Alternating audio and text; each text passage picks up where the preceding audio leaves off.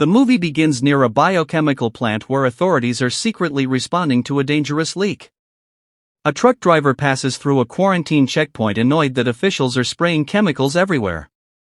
While driving away distracted, he accidentally hits a deer on the road. At first the animal appears dead. But seconds later, its body violently twists back to life with glowing eyes and broken limbs. Right from the opening scene, the movie warns us that something horrifying is spreading across Korea. We're introduced to Suk-woo, a successful but emotionally distant fund manager who spends more time working than caring for his daughter Suwon. Even on her birthday, he barely pays attention to her. He buys her a gift he doesn't even realize he already bought before, proving how disconnected he is as a father. But Suwon doesn't care about gifts anymore. She only wants one thing: to visit her mother in Busan. Later that night, Suk-woo watches a video from Suwon's school recital and realizes she froze on stage because he never showed up to support her. For the first time, guilt begins hitting him. So he finally agrees to personally take her to Busan the next morning.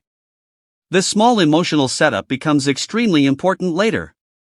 At Seoul Station, strange things are already happening. Emergency vehicles rush through the city while smoke rises in the distance. Passengers look confused, but nobody fully understands the danger yet. On the train, several important characters are introduced. Sang-hwa, a strong tough man with a hilarious personality. His pregnant wife Song Kyeong. A selfish businessman named Yeon-suk. A high school baseball team. 2 elderly sisters. And a traumatized homeless man hiding in fear. Just before the train leaves, an injured woman barely makes it on board unnoticed. This single moment changes everything. The injured woman collapses inside one of the train compartments. A train attendant tries helping her. But suddenly the woman begins screaming violently. Her bones twist. Her body convulses. And within seconds she transforms into a zombie and attacks the attendant. The infection spreads terrifyingly fast. Passengers begin getting bitten one after another. People scream and run through the train while infected bodies violently crash into doors and windows. The baseball team watches in horror as their friends transform right in front of them. Within minutes, the peaceful train becomes a moving nightmare. While Suk-woo sleeps, Suwon wanders away searching for the bathroom. Suddenly panicked passengers begin sprinting through the train cars chased by zombies. Suk-woo wakes up confused and realizes his daughter is missing. For the first time in the movie, he panics like a real father.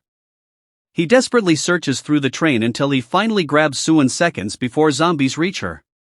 Together with Sang-hwa and a few survivors, they barricade themselves inside another train compartment while infected passengers slam against the doors trying to break in.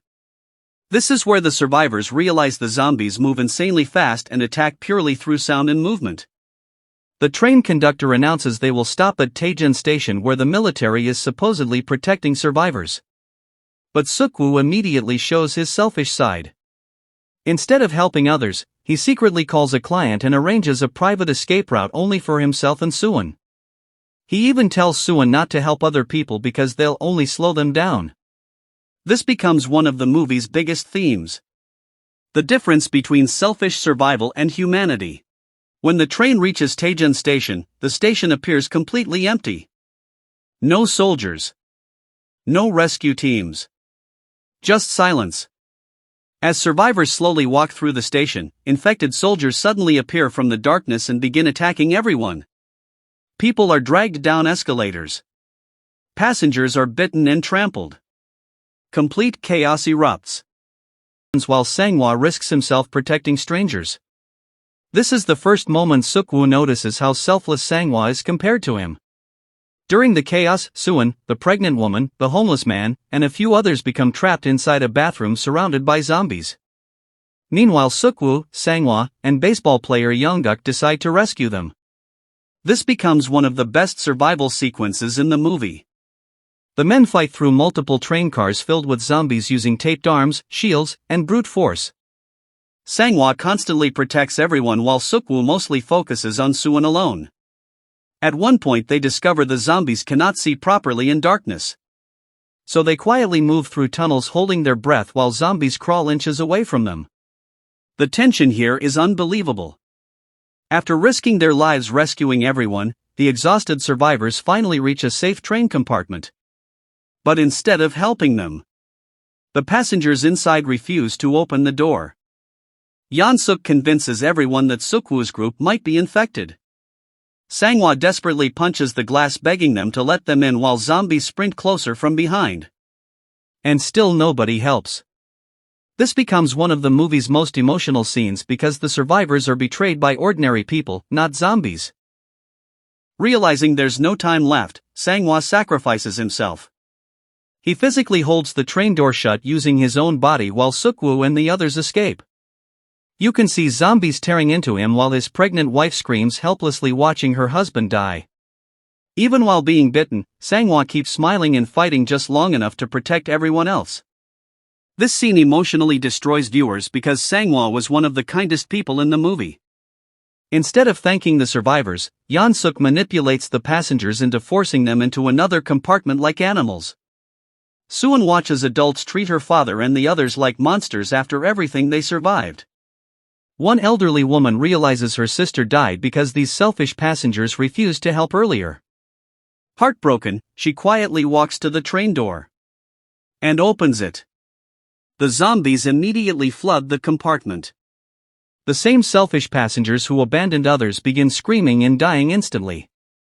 The movie basically shows that selfishness destroys humanity faster than the infection itself. As the train continues toward Busan, Yeon-suk becomes even more evil. Several times he shoves innocent people toward zombies just to save himself. At one point, a train attendant tries helping survivors escape. But Yeon-suk literally pushes the man into zombies and leaves him to die. The audience slowly realizes Yeon-suk is worse than the infected because he fully understands his actions. Meanwhile, Suk-woo slowly changes emotionally. Watching people sacrifice themselves for strangers begins changing the selfish person he used to be. Young-guk watches helplessly as the girl he loves gets attacked and infected right in front of him. Completely broken emotionally, he later chooses to stay beside her even after she transforms. He would rather die with her than survive alone. The homeless man everyone ignored earlier suddenly becomes a hero. As zombies rush toward the remaining survivors, he sacrifices himself holding them back so Suwon and the pregnant woman can escape. Nobody expected him to become brave after being treated like garbage the entire movie. But in the end, one of the most ignored people becomes one of the most human. The survivors finally board another train engine heading toward Busan. But Yeon-suk is already on board. Infected. As he slowly transforms, he blames everyone else for his actions instead of accepting responsibility. He attacks Suk-woo on top of the speeding train. The fight is desperate and brutal. Suk-woo eventually throws Yeon-suk off the train. But during the struggle, he gets bitten on the hand. The moment he notices the bite, his entire expression changes. He knows he's going to die. Suwon immediately realizes her father is infected. And this becomes the emotional peak of the entire movie. She grabs Suk-woo crying uncontrollably, begging him not to leave her. "Daddy, please don't go." But Suk-woo already knows there's no cure. Trying not to cry himself, he teaches the pregnant woman how to stop the train safely.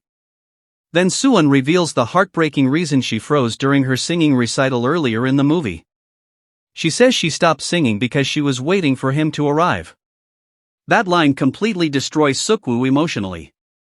Because he finally understands how badly he failed as a father. To protect Suwon, Suk-woo locks himself outside the train cabin. As the infection spreads through his body, he remembers holding Suwon as a baby for the first time. For the first time in the movie. He genuinely smiles. Then before he fully transforms into a zombie, he throws himself off the moving train, choosing death over hurting his daughter. This becomes one of the saddest endings in zombie movie history. The train finally reaches Busan. Only Suwon and the pregnant woman remain alive. As they slowly walk through a dark tunnel, military snipers prepare to shoot because they believe the survivors might be infected.